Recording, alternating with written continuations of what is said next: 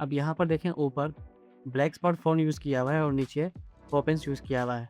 अब इन तीनों की स्पेसिंग को अगर आप फ़ोकस करें, उसके बाद फिर लाइट जहाँ पर पड़ रही है और जिस तरीके से लाइट बनाई गई है, और अगर आप इस पे भी थोड़ा फ़ोकस करें, ठीक है? तो जो यहाँ पर सोफ़ा पड़ा हुआ है, यहाँ पर इसकी सिलेक्शन जो है वो इंतहाई बेकार तरीके से की गई है। उसके अलावा यहाँ पर शेडो बहुत बेकार बनाया हुआ है, और यहाँ पर ऑर्डर नाउ गलत जगह पर रखा हुआ है, और कॉन्टैक्ट इन्फॉर्मेशन बहुत ही रॉन्ग प्लेसमेंट की गई है। तो इसको मैं बैड हायरार्की भी बोलूँगा, और साथ ही साथ इसमें ना अलाइनमेंट की सेटिंग है, ना प्रॉपर स्पेसिंग की सेटिंग है, और ना ही टेक्स्ट का कोई पेयर बनाया गया है। ठीक है? और दूसरे पोस्टर में अगर हम देखें, जो कि एक तरह का पोस्टर है, मैं बताता हूँ। अब यहाँ पर यह लड़के की इमेज है, यहाँ पे सिलेक्शन कुछ बेटर है, लेकिन इतनी अच्छी नहीं है। ठीक है? अगर आप इसकी एजेस को देखें तो व्हाइट मैट बहुत ज़्यादा शो हो रहा है। इसके अलावा आप यहाँ पर देखें तो यहाँ पे व्हाइट मैट हद से ज़्यादा शो हो रहा है। बहुत ही लो क्वालिटी की इमेज यहाँ पे यूज़ की गई है, और साथ ही साथ सिलेक्शन इंतहाई बेकार की गई है। ठीक है? और इसके साथ यहाँ पर टेक्स्ट और टाइटल में फेड दिया गया है, और इस इमेज में फ़ज़ूल का शैडो यूज़ किया गया है, मतलब आउटर ग्लो। ठीक है? और टाइटल में अगर देखें, कलरिंग का तो चलो सही इस्तेमाल किया है, लेकिन यहाँ पर फ़ॉन्ट पेयरिंग बहुत ही बकवास तरीके से यूज़ की गई है, क्योंकि इस तरीके से फ़ॉन्ट पेयरिंग यूज़ नहीं होती है, और ना ही अलाइनमेंट का कोई प्रॉपर तरीका है। टेक्स्ट सेंटर में नहीं है, बीच में कहीं भी रख दिया है, और नीचे फ़ॉन्ट अचानक से बिल्कुल आउट ऑफ द बॉक्स अलग ही चीज़ बना दी है। उसके अलावा नीचे इसकी अलाइनमेंट इन्होंने राइट साइड की रखी है, और प्लेसमेंट भी गलत है। इसके अलावा नीचे जो डिस्क्रिप्शन दी हुई है, वो प्रॉपर कैपिटल यूज़ किया गया है, जो कि गलत तरीका है। इसके अलावा की डेट, ओरिएंटेशन, नीचे जो डेट वगैरह लिखा हुआ है, ये इस तरह से नज़र ही नहीं आ रहा कि दूर से लिखा क्या हुआ है। ओवरऑल इसकी विजुअल हायरार्की इंतहाई बेकार है, ना अलाइनमेंट प्रॉपर है, ना स्पेसिंग का कोई तरीकाकार है, और ना ही कोई प्रॉपर तरीके से सिलेक्शन या बैकग्राउंड बनाया गया है। ठीक है, अब मैंने आपको यहाँ पर बता दिया कि यहाँ पर वीकनेस क्या है किसी भी पोस्टर की, कि टाइपोग्राफी, अलाइनमेंट, स्पेसिंग, एलिमेंट और सिलेक्शन में गलतियाँ की गई हैं। ठीक है, अब यहाँ पर साइड बाय साइड मैंने आपकी इमेज रखी हुई है, दोनों सेम ही पोस्टर्स हैं, लेकिन आपको अब ज़मीन आसमान का इसमें फ़र्क नज़र आ रहा होगा। अब यहाँ पर बैक टू स्कूल को देखें, दोनों का फ़ॉन्ट बिल्कुल सेम है। हाँ, थोड़ी-सी हाइट इनकी कम है, क्योंकि ये मैंने अभी एआई से बनवाया है, अभी मैंने खुद से डिज़ाइन नहीं किया है। जब मैं आपको खुद से डिज़ाइन करना सिखाऊँगा, तो आपको एक ही चीज़ के अंदर प्रॉपर तरीके से बताऊँगा कि स्टेप बाय स्टेप इसको बनाते हैं किस तरीके से। फिलहाल आप इस टाइटल को गौर से करें, और इस टाइटल को गौर से देखें।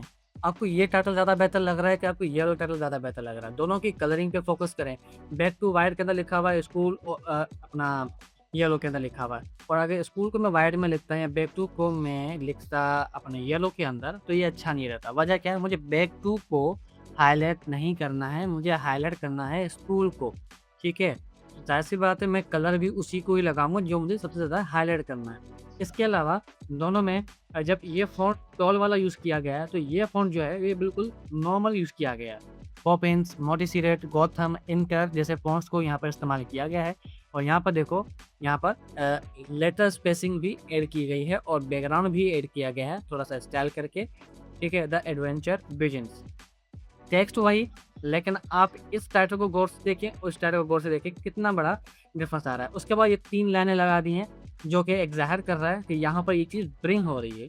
तो ये एक एलिमेंट है जो डिज़ाइन को एक शो होता हुआ दिखा रहा है कि ये आ रहा है।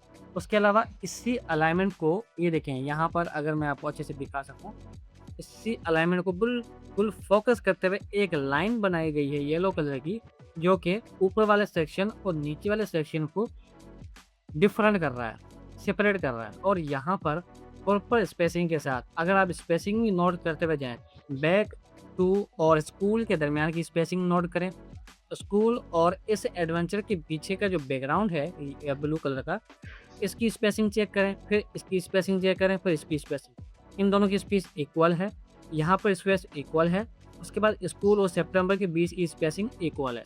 आपने यहाँ पर इसी तरीके से इस स्पेसिंग को इक्वल रखना है। ठीक है? स्कूल स्टार्स छोटा लिखना है, और इस पे आप व्हाइट कलर दे सकते हैं, येलो कलर भी दे सकते हैं। ठीक है? सितंबर 15 2026 यहाँ पर डेट लगी हुई है। अगर इसको मैं ये वाला कलर देना चाहूँ, येलो वाला, तो मैं दे सकता हूँ, क्योंकि ये परफेक्टली काम करेगा। लेकिन अगर मैं थीम के अकॉर्डिंग कलर देता हूँ, जैसे कि बैकग्राउंड अगर डार्क ब्लू है तो यहाँ पर मैं लाइट स्काई ब्लू यूज़ कर सकता हूँ, क्योंकि वो प्रॉपर विजिबल होगा।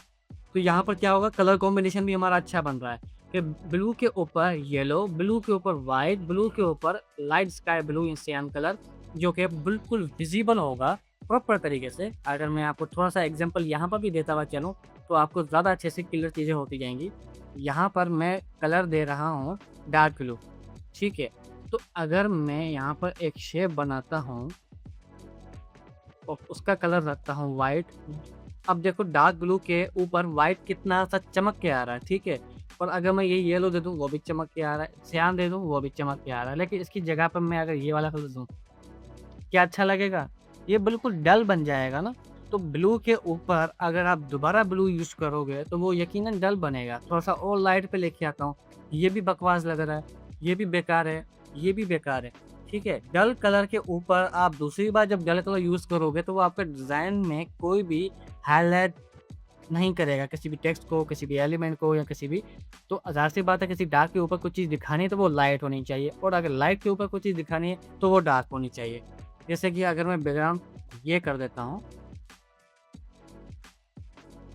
अब इसके ऊपर अगर मुझे कोई कलर या कोई शेप लगाना है तो फिर मैं वो ये कलर दे सकता हूँ, ये कलर दे सकता हूँ, यहाँ तक कि ये भी कलर दे सकता हूँ।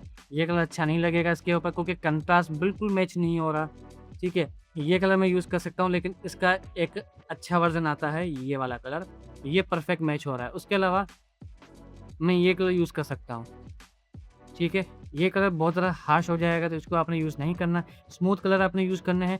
उसके बाद येलो के अंदर अगर आपने यूज़ करना है तो येलो आप ये वाला यूज़ कर सकते हैं। लेकिन अगर आप बिल्कुल शार्प येलो यूज़ करोगे वो बेकार बन जाएगा, वो कंट्रास्ट मैच नहीं करेगा।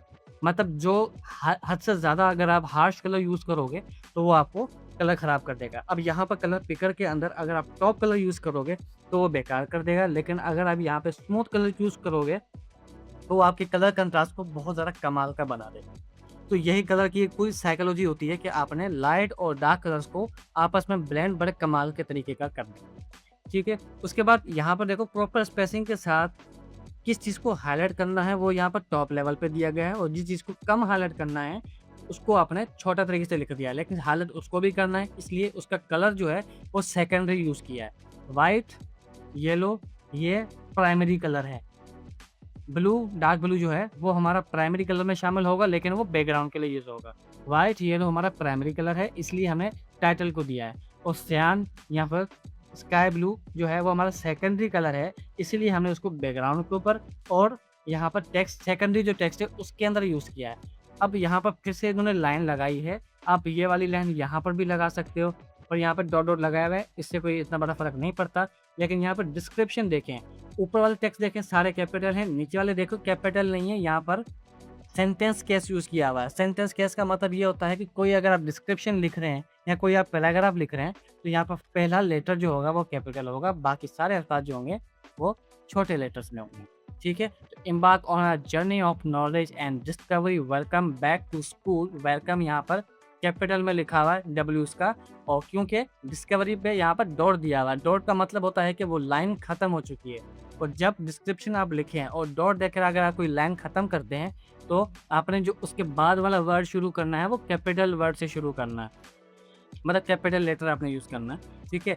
उसके बाद फिर आपने डॉट देके उसको ख़त्म भी करना है। अगर आप डॉट नहीं देते इसका मतलब वो अल्फाज कंटिन्यू है, अगर आप कॉमा दे रहे हो उसका मतलब वो अल्फाज कंटिन्यू है, और अगर आप डॉट दे देते हो उसका मतलब वो लाइन आपकी ख़त्म हो चुकी है, उसके बाद आप कुछ नहीं लिखना चाहते। उसके बाद यहाँ पर की डेट्स दी हुई हैं, वो की डेट के लिए यहाँ पर प्रॉपर बैकग्राउंड एक शेप यूज़ किया गया है, आइकन यूज़ किया गया है, प्रॉपर हेडिंग यूज़ की गई है, और हेडिंग के बाद सब हेडिंग यूज़ की गई है, सब हेडिंग की आइकन भी यूज़ किया गया है, फिर उसकी डेट भी दी गई है यहाँ।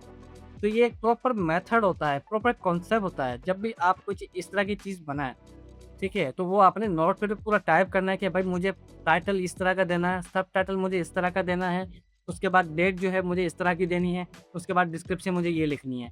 अब आपको ये समझना चाहिए कि आपको टाइटल एग्ज़ैक्टली देना किस पोज़ीशन पर है, और जब दे दो तो उसके बाद साइड एलिमेंट जो है वो किस तरीके से लगाना चाहिए, वो हम सीखेंगे इंशाल्लाह अपनी अगली क्लास में। तब तक मिलते हैं। शुक्रिया।